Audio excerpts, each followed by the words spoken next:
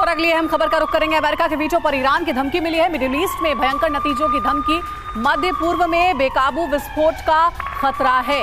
तो देखिए, ईरान अब अमेरिका को धमकी देने लगा है। मिडिल ईस्ट में भयंकर नतीजों की धमकी दी गई है।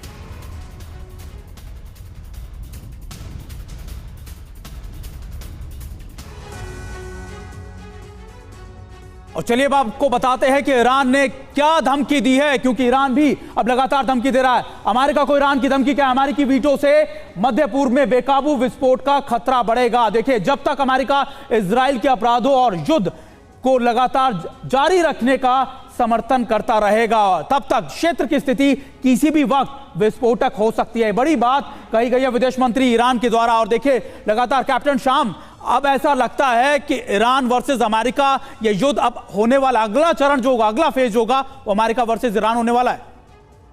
बिल्कुल सही कह रहे हैं आप, लेकिन मेरी जो आकलन है इसके बारे में, मैं उस पर ये कुछ मतभेद रखता हूं।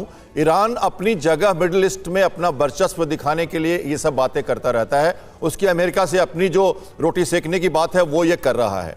जहां तक इजराइल की बात है या ये जो लड़ाई की बात है, मैं हमेशा से कहता रहा था, मेरे ख्याल से चौथे और पांचवें दिन से ही मैं ये कह रहा हूं लड़ाई के, कि मिडिल ईस्ट संवेदनशील है। आज का कोई भी देश देख रहे हैं आप, कोई भी खुलकर नहीं आया, और इजराइल एक लोकल लड़ाई हमास के साथ लड़ रहा है। इवन मैंने सीरिया और लेबनान के बारे में भी कहा था कि हिजबुल्लाह का कुछ खास नहीं होने वाला, नदर्न फ्रंट नहीं खोलने वाला ज़्यादा, तो छिटपुट लड़ाई होती रहेगी।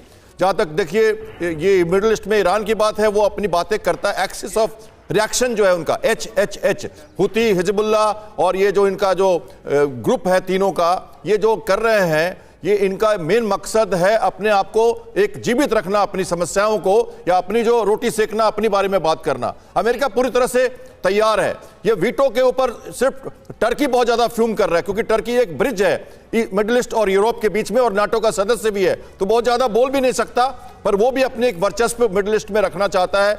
मुस्लिम कंट्रीज में, अरबियन जो कंट्रीज हैं उसमें सऊदी अरबिया, ईरान और टर्की, ये तीनों अपनी अपनी जगह बना के रखना चाहते हैं। लेकिन यूएई, कतार, जो प्रोग्रेसिव कंट्रीज हैं, जो मॉडरेट कंट्रीज हैं, मिस्र और जॉर्डन तो पहले से कुछ नहीं बोलता था, क्योंकि उनकी समस्याएं हैं, वो इजराइल के बॉर्डर पर हैं। तो ये देश जो है सब चुप है, कोई कुछ नहीं करेगा। इराक, लेकिन सर ये भी कहना गलत नहीं है कि जिस हूती, हिजबुल्लाह और हमास का जिक्र आप कर रहे हैं, ये तीनों ही बहुत बड़ा सिरदर्द इजराइल के लिए बने हुए हैं और साथ ही अमेरिका के लिए भी।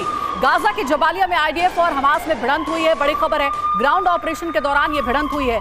जबालिया में आईडीएफ की छापेमारी जारी है।